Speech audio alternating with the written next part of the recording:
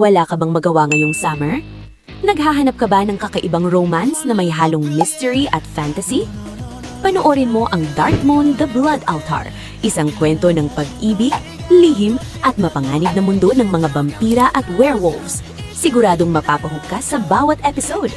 Ang Dark Moon: The Blood Altar ay umiikot sa mundo ng vampires at mga taong may secret powers, punong-puno ng mystery, fantasy, and school rivalry. Sa kwento, makikilangan natin si Suha, isang babae with unique abilities at mysterious past.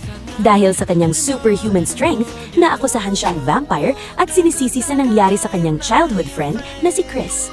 Lumipat siya sa bagong school at doon nakilala ang isang grupo ng handsome students na vampires pala.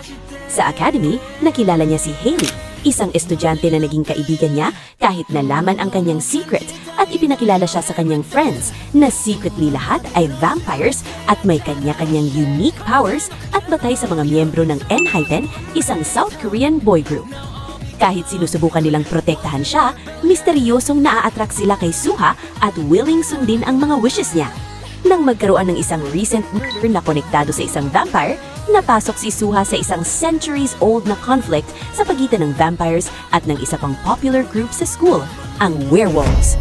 Habang tumataas ang tension, napapabilang siya sa dangerous na supernatural world na matagal na niyang gustong iwasan.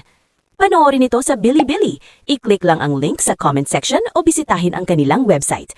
Pwede ka ring pumili ng iba pang popular na anime na gusto mong panoorin.